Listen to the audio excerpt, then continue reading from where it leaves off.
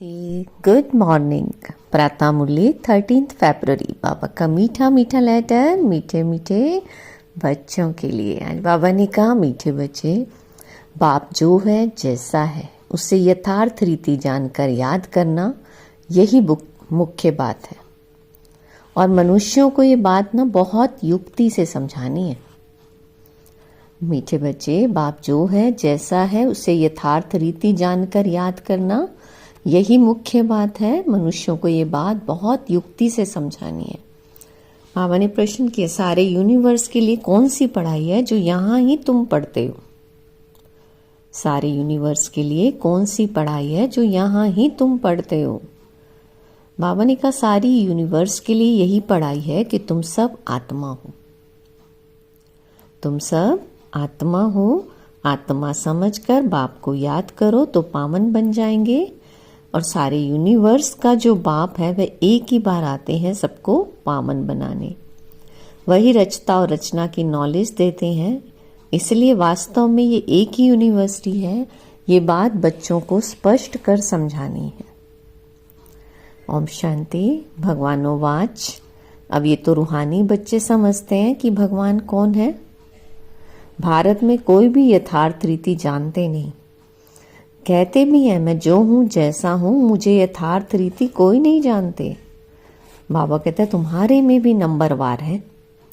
नंबरवार पुरुषार्थ अनुसार जानते हैं। फल यहाँ रहते हैं परंतु यथार्थ रीति से नहीं जानते। यथार्थ रीति जानकर और बाप को याद करना ये बड़ा मुश्किल है। भल बच्चे कहते हैं कि बहुत सहज है, परंतु मैं जो हूं मुझे निरंतर बाप को याद करना है। बुद्धि में ये युक्ति रहती है। मैं जो हूं माना मैं कौन हूं? मैं आत्मा बहुत छोटा हूं और हमारा बाबा भी बिंदी छोटा है। तो अपने को आत्मा बिंदी समझ और बिंदी बाबा को याद करना, ये है यथार्थ रीति याद करना। बाबा ने कहा, आधा कल्प तो भगवान को कोई नाम भी नहीं लेते, दुख में ही याद करते हैं, हे भगवान। अब भगवान कौन है ये तो कोई मनुष्य समझते ही नहीं। अब मनुष्यों को कैसे समझाएं, इस पर विचार सागर मंथन चलना चाहिए।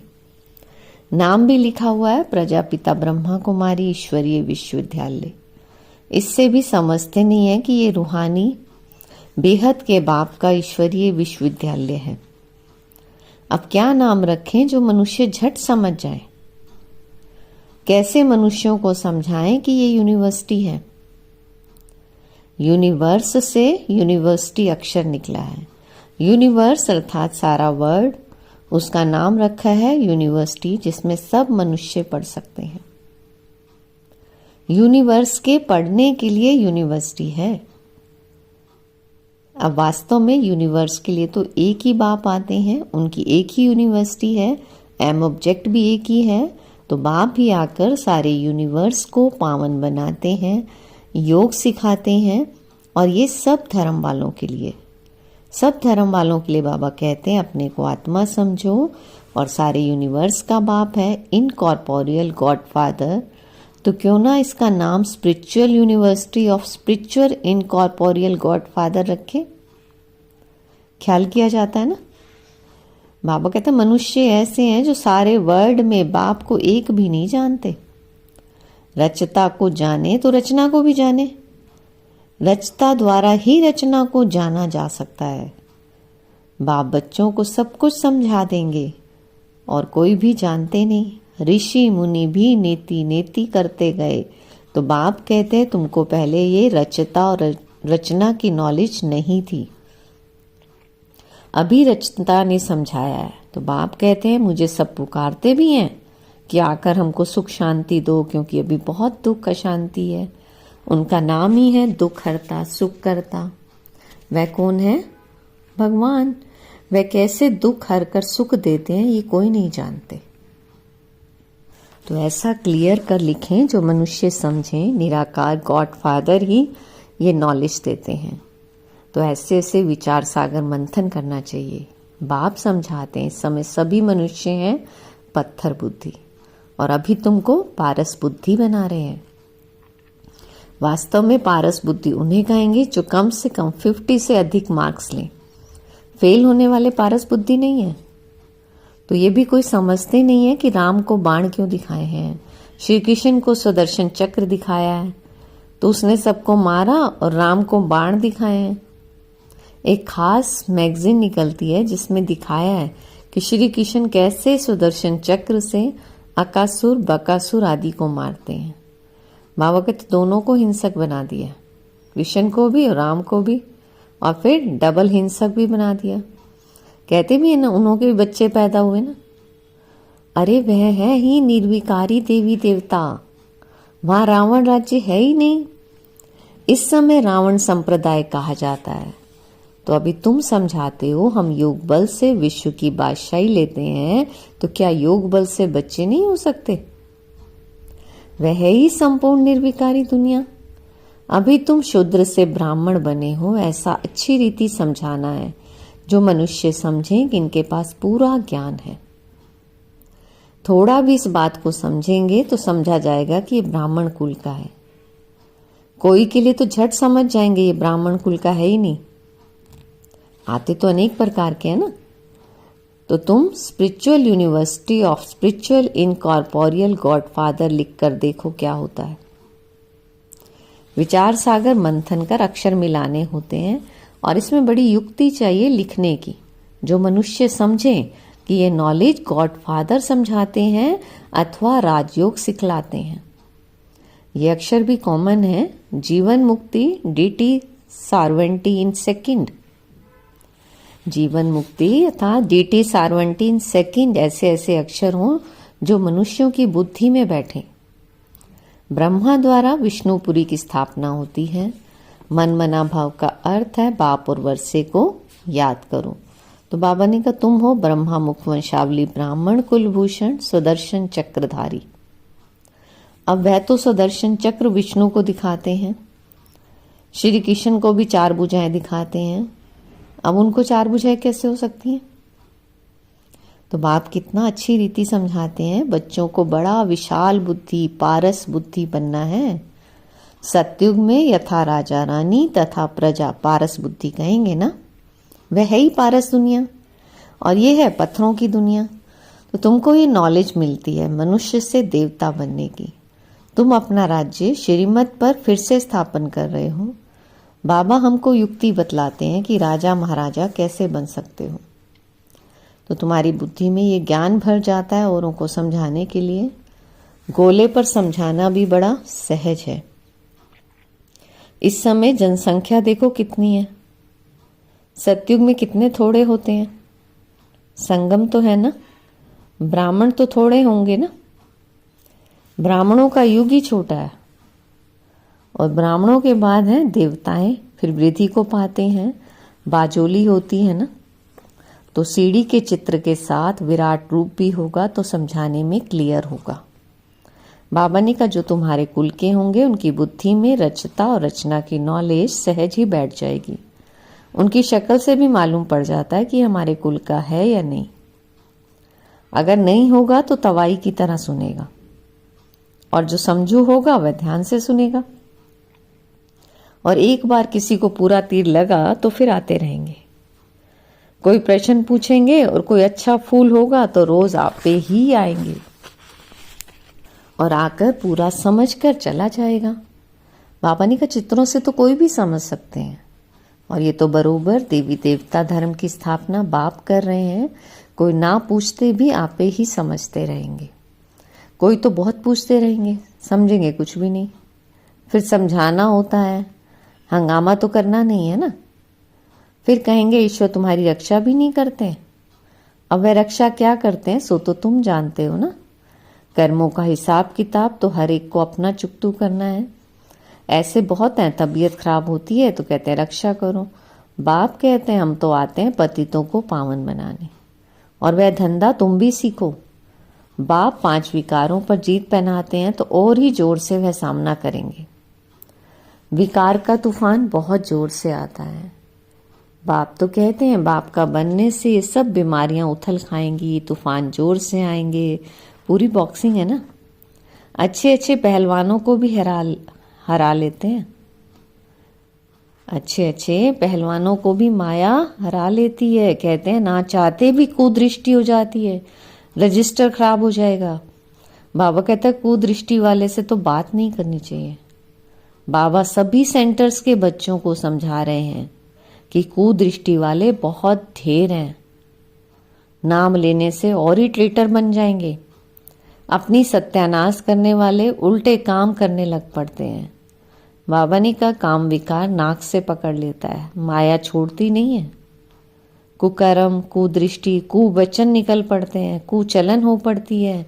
इसलिए बहुत बहुत सावधान रहना है। तो बाबा ने कहा तुम बच्चे जब प्रदर्शनी आदि करते हो तो ऐसी युक्ति रचो जो कोई भी सहज समझ सके। ये गीता ज्ञान स्वयं बाप पढ़ा रहे हैं, इसमें कोई शास्त्र आदि की बात नहीं है, ये तो पढ़ाई है। किताब गीता तो यहाँ है नहीं, बाप पढ़ाते हैं, किताब थोड़ी हाथ में उठाते हैं। फिर ये गीता नाम कहाँ से आया? ये सब धर्मशास्त्र बाबा ने का बनते ही बाद में है। कितने अनेक मठ पंथ हैं, सबके अपने अपने शास्त्र हैं। टाल डाल जो भी हैं, छोटे छोटे मठ पंथ, उनके भी शास्त्र अपने अपने हैं। तो वह हो गए सब बाल बच्चे, उनसे तो मुक्ति मिल नहीं सकती। सर्वशास्त्रमयी शिरोमणि गीता गाई हुई है, तो गीता का भी ज्ञान सुनाने वाले होंगे ना। तो ये नॉलेज बाप ही आकर देते हैं, कोई भी शास्त्र आदि हाथ में थोड़ी है। बाबा कहते हैं मैं भी शास्त्र नहीं पढ़ा हूं, तुमको भी नहीं पढ़ाते हैं। वह सीखते हैं, सिखलाते हैं। यहाँ शास्त्रों की बात नहीं है, बाप है ही नॉलेजफुल। बाबा कहते हैं हम तुमको सभी वेदों शास्त्रों का सार बतलाते हैं। मुख्य हैं ही 4 धर्मों के 4 धर्म शास्त्र। ब्राह्मण धर्म का कोई किताब है क्या? है कोई? कितनी समझने की बातें हैं ना। ये सब बाप बैठ डिटेल में समझाते हैं। मनुष्य सब पत्थर बुद्धि हैं, तब तो इतने कंगाल बने हैं। देवताएं थे गोल्डन एज में, वहां सोने के महल बनते थे, सोने की खानियां थी। अभी तो सच्चा सोना है ही नहीं। सारी कहानी भारत पर ही है। तुम देवी देवता पारस बुद्धि थे, विश्व पर राज्य करते थे। अभी समृद्धि आई है, हम स्वर्ग के मालिक थे, फिर नर के मालिक बने हैं, अब फिर पारस बुद्धि बनते हैं। तो ये ज्ञान तुम बच्चों की बुद्धि में है, जो फिर औरों को समझाना है। ड्रामानुसार पाठ चलता रहता है, जो टाइम पास होता है सो एक्यूरेट फिर भी पुरुषार्थ तो कराएंगे ना। बाबा ने कहा जिन बच्चों को नशा है कि स्वयं भगवान हमको हेवन का मालिक बनाने के लिए पुरुषार्थ कराते हैं, उनकी शक्ल बड़ी खुशनुमा फर्स्ट क्लास रहती है। जिन बच्चों को नशा है स्वयं भगवान हमको हेवन का मालिक बनाने के लिए पढ़ाते हैं, बाबा कह रहे हैं उनकी शक्ल कैसी होगी? बड़ी फर्स्ट क्लास खुशनुमा रहती है। बाप आते ही हैं बच्चों को पुरुषार्थ कराने प्रारब्ध के लिए। ये भी तुम जानते हो, दुनिया में थोड़ी कोई जानते हैं।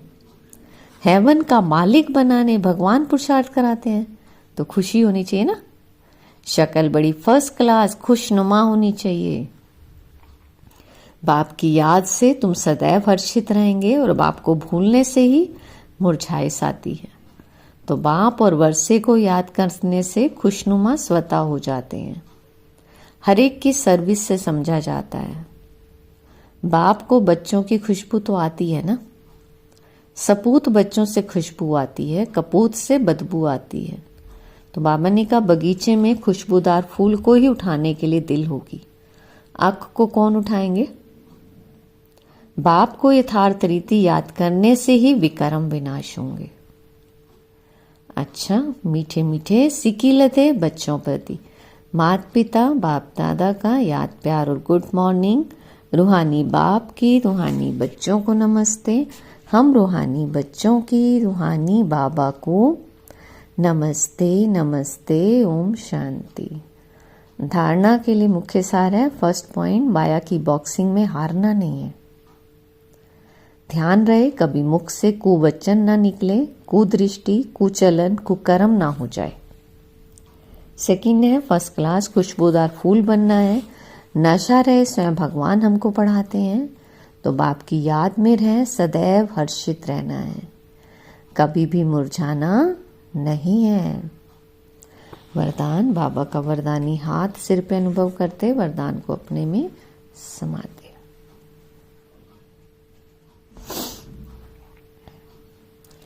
चैलेंज और प्रैक्टिकल की समानता द्वारा स्वयं को पापों से सेफ रखने वाले विश्व सेवाधारी भव। चैलेंज और प्रैक्टिकल की समानता द्वारा स्वयं को पापों से सेफ रखने वाले विश्व सेवाधारी भव। बाबा ने कहा आप बच्चे जो चैलेंज करते हो ना, उस चैलेंज और प्रैक्टिकल जीवन में समानता हो, नहीं तो पुण्य आत्मा के बजाय बोझ वाली आत्मा बन जाएंगे। इस पाप और पुण्य की गति को जानकर स्वयं को सेफ रखो, क्योंकि संकल्प में भी किसी भी विकार की कमजोरी, व्यर्थ बोल, व्यर्थ भावना, घृणा व ईर्ष्या की भावना पाप के खाते को बढ़ाती है। इसलिए पुण्य आत्मा भव के वरदान द्वारा स्वयं को सेफ रख विश्व सेवाधारी बनो। संगठित रूप में एक मत एक रस स्थिति का अनुभव कराओ। स्लोगन है पवित्रता की क्षमा चारों ओर जलाओ तो बाप को सहज देख सकेंगे। पवित्रता की क्षमा चारों ओर जलाओ तो बाप को सहज से देख सकेंगे। अव्यक्त इशारे हैं, एकांत प्रिय बनो, एकता और एकाग्रता को अपनाओ। बाबा ने कहा प्रत्यक्षता का झंडा लहराने से पहले सिर्फ 2 शब्द हर कर्म में लाना। प्रत्यक्षता का झंडा लहराने से पहले सिर्फ 2 शब्द हर कर्म में लाना। एक सर्व संबंध, संपर्क में आपस में एकता। अनेक संस्कार होते, अनेकता में एकता और दृढ़ता यही सफलता का साधन है। कभी कभी एकता हिल जाती है, ये करे तो मैं करूं नहीं। आपका स्लोगन है स्वयं परिवर्तन से विश्व परिवर्तन। विश्व परिवर्तन से स्वयं परिवर्तन नहीं, स्व परिवर्तन से विश्व परिवर्तन।